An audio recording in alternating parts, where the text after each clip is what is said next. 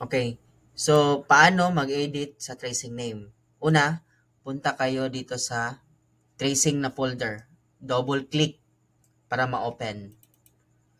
Tapos, una ninyong gawin, i-install muna natin yung mga font installer, yung cursive at saka yung regular na dotted. So, paano mag-install ng font? So, dito may dalawang folder na to. Ito yung mga installer. So, ang gawin ninyo, i-open ninyo, double click para makita ninyo yung installer ng font. Double click. Yan. Pag na-open na, i-install ninyo itong lahat na makikita nyo sa loob. So, paano siya i-install? Nakita ninyo itong tatlong dot. So, i-click ninyo yung tatlo. Pagka-click, select download. So, click download. Pagka-download, save lang. Save ito. Save. Then, sa upper right, lalabas siya pag natapos na. So, ito. Itong sa upper right. Para mapunta kayo agad doon sa downloaded file, so, i-click niyo itong maliit na icon na folder. So, click lang yung folder at ma-redirect kayo doon sa downloaded file. So, ayan. After na nito, nakita nyo na, ang gawin niyo right-click para ma-install. Right-click. Yan. Pagka right-click ninyo, ito lalabas. So, piliin ninyo itong install. Yan. Click install. Pagka-click install, yes lang. Yan. Para mag-install na siya. So, pag na-install na, gawin ninyo yan sa ito, apat. Then, balik kayo. Then, yung isang folder naman, install ninyo rin itong dalawa. So, after ninyo ma-install na yung apat, ang next ninyong gagawin is punta kayo dito sa editable tracing na folder. So, nandito lahat yung mga templates ng editable tracing. So, gawin ninyo, double click para makapasok kayo sa folder. Double click. Yan. After, pag nakapasok na kayo, so makikita ninyo itong mga template ng editable tracing. May name tag din dyan. So, paano kayo makapag-edit sa tracing name? So, pili lang kayo kung anong template ang gamitin ninyo. May panglalaki, tsaka may pambabae. So, for example, yung pambabae yung gamitin natin. So, paano mag-edit? First, i-download ninyo ang template. So, paano mag-download? Itong tatlong dot na naman. I-click niyo yung tatlong dot, click, tapos download. So, click download. Yan. So, downloading na siya.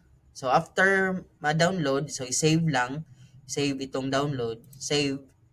Then, after mag-download, to sa upper right, to yung dinownload natin, yung Girls Editable Tracing Name, i-click lang itong maliit na folder para ma-redirect kayo dun sa downloaded na file. Yan.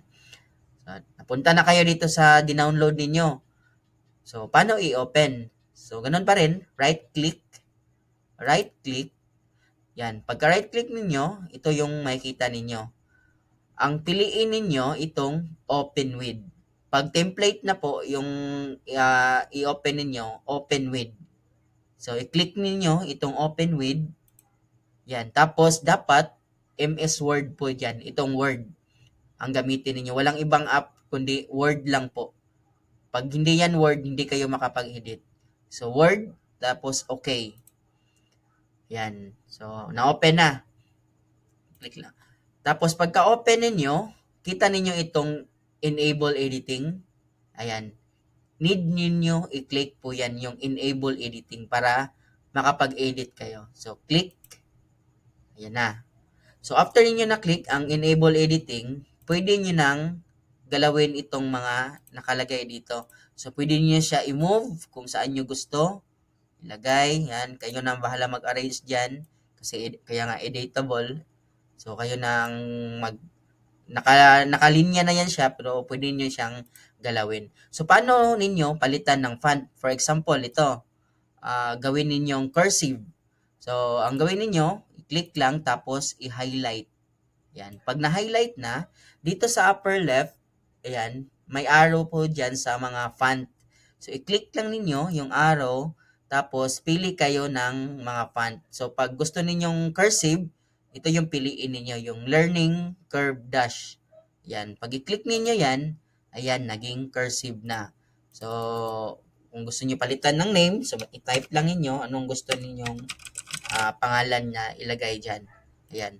Pag gusto niyo namang regular dotted, yung normal lang, kagaya ng dyan sa baba, so i-highlight lang ulit ninyo, tapos pili kayo ng font, i-click ninyo yung arrow, tapos itong KJ Primary Dots. So ito po yung sa regular na dotted lang. So ayan, sa regular dotted lang. Tapos i-arrange ninyo kung gusto niyo itong sa gilid pa. Yan. So, ganyan lang para makuha ninyo talaga yung paano edit.